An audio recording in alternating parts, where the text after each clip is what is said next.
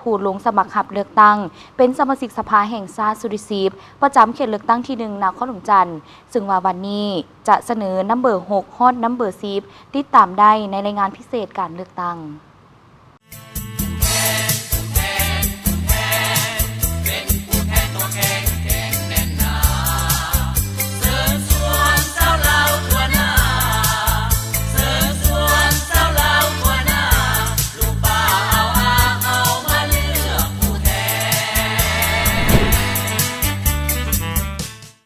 เขตเลือกตั้งที่1นครหลวงจันทร์ทานเวียงแก้ววรรณจักรนัมเบอร์6ทานเวียงแก้ววรรณจักรวันเดือนปีเกิด17 พฤศจิกายน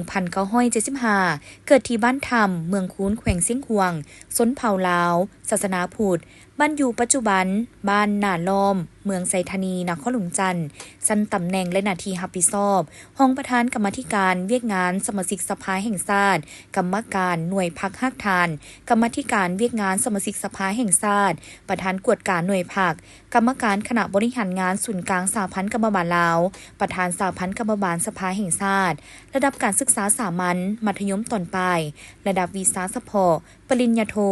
สาขาวิชาการปกครองสป.จีนระดับทฤษฎีการเมืองขั้นสูงวันเดือนปีเข้ารัฐกร21 ธันวาคม 2001วันเดือนปีเข้าพักสมบูรณ์25 กรกฎาคม 2005เขตเลือกตั้งที่1นครหลวงจันทร์ท่านนางดารานีพรหมวงศานัมเบอร์7ท่านนางดารานีพรหมวงศาวันเดือนปีเกิด12 กันยายน 1969เกิดที่บ้านสนันเมืองโพนทองแขวงจำปาสักสนเผ่าลาวศาสนาพุทธปัจจุบันอยู่บ้านดอนดูเมืองหาดไซฟองนครหลวงจันทร์สั้นตำแหน่งและหน้าที่รับผิดชอบกรรมการประจำพรรคกระทรวงห้องรัฐมนตรีกระทรวงวัฒนธรรมและการท่องเที่ยวระดับการศึกษาสามัญจบมัธยมตอนปลายระดับวีซ่าเฉพาะปริญญาโทสาขาวีซ่าอุตสาหกรรมการท่องเที่ยวระดับทฤษฎีการเมืองขั้นสูงวันเดือนปีเข้าสังกัดรัฐ1 ตุลา 1991วันเดือนปีเข้าพักสมบูรณ์8 กรกฎาคม 2002เขตเลือกตั้งที่1นครหลวงจันทร์ทานวีแก้วบุพภาวันนัมเบอร์7ทานวีแก้วบุพภาวันวันเดือนปีเกิด1 พฤษภาคม 1975เกิดที่บ้านปากเซนครปากเซแขวงจำปาสักสนเผ่าลาวศาสนาพุทธปัจจุบันอยู่บ้านพ้นป่าเปาเมืองศรีสัตนานครหลวงจันทร์สั้นตำแหน่งและหน้าที่รับผิดชอบกรรมการประจำพรรคประธานกวดกาพรรคห้องรัฐมนตรีห้องหัวหน้าห้องว่าการสำนักงานนายกรัฐมนตรีระดับการศึกษาสามัญมัธยมต้นปลายระดับวิชาเฉพาะปริญญาโทสาขาวิชาพัวพันธ์ต่างประเทศระดับทฤษฎีการเมืองขั้นสูงวันเดือนปีเข้าสังกัดรัฐ10 กันยายน 2000วันเดือนปีเข้าพักสมบูรณ์28 พฤศจิกายน 2010เขตเลือกตั้งที่1นครหลวงจันทร์ท่านปริญญาเอกตุดาวันนเมืองเศษนัมเบอร์9ท่านปริญญาเอกตุดาวันนเมืองเศษวันเดือนปีเกิด25 พฤศจิกายน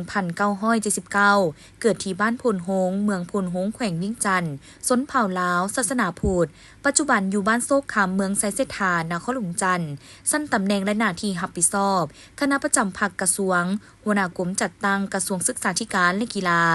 ระดับการศึกษาสามัญมัธยมต้นปลายระดับวิชาเฉพาะปริญญาเอกสาขาวิชาทฤษฎีวิทยาศาสตร์การเมืองระดับทฤษฎีการเมืองขั้นสูงวันเดือนปีเข้าสังกัดรัฐ1 ตุลา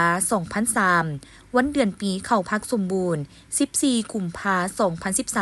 2013เขตเลือกตั้งที่1นครหลวงจันทร์ท่านนครเสนศรีหาราชนัมเบอร์10ท่านนครเสนศรีหาราชวันเดือนปีเกิด10 กันยายน 1987เกิดที่บ้านนาแพงเมืองทุรคมแขวงวิ่งจันทร์สนเผ่าลาวศาสนาพุทธที่อยู่ปัจจุบันบ้านคำสวัสดิ์เมืองไซเซธานครหลวงจันทร์สั้นตำแหน่งและหน้าที่รับผิดชอบกรรมการพรรคนครหลวงจันทร์เลขาหน่วยพรรคฮักฐานสภาประชาชนคณะประจำสภาประชาชนหัวหน้าห้องว่าการสภาประชาชนนครหลวงจันทร์ระดับการศึกษาสามัญ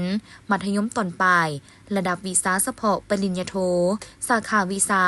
กฎหมายเศรษฐกิจการค้าระดับทฤษฎีการเมืองขั้นสูงวันเดือนปีเข้าเป็นรัฐกร1 เมษายน 2010วันเดือนปีเข้าเป็นสมาชิกพรรคสมบูรณ์20 เมษายน 2012